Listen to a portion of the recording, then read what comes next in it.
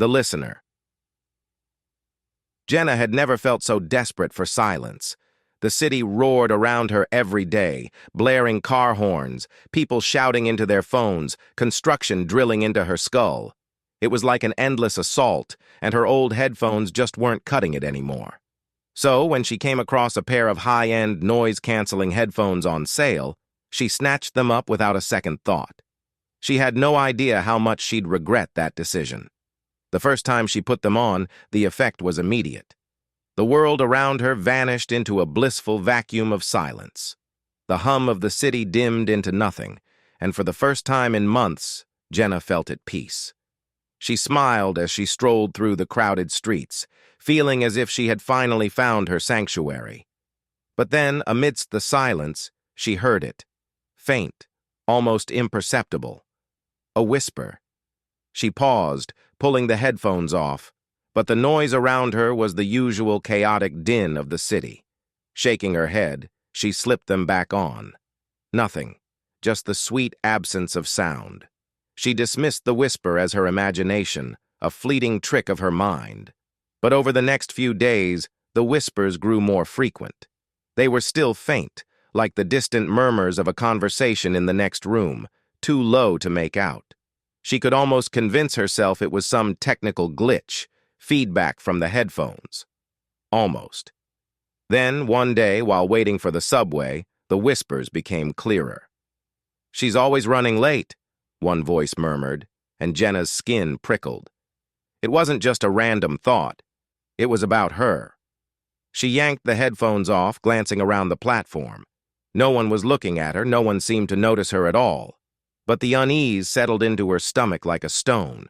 The voices didn't stop.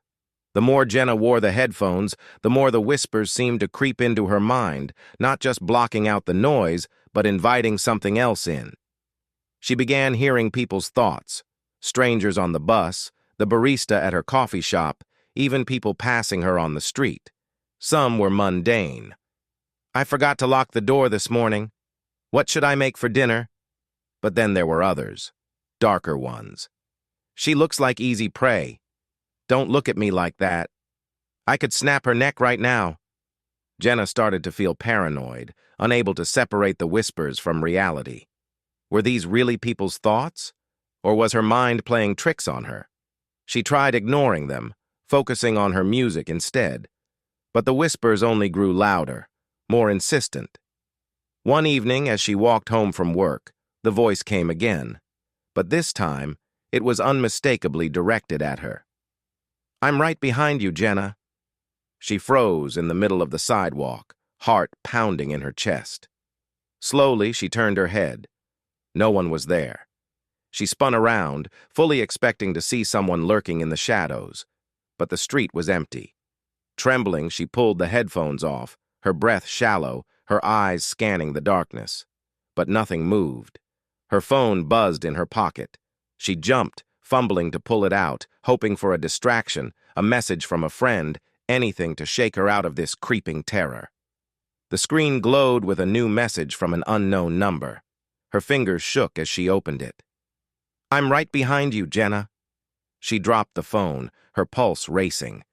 Panic surged through her as she stumbled backward, frantically searching the street for signs of movement, of a figure lurking just out of sight. But the street remained empty, eerily still. She bolted for home, slamming the door behind her and locking it tight. But even in the safety of her apartment, the silence felt wrong.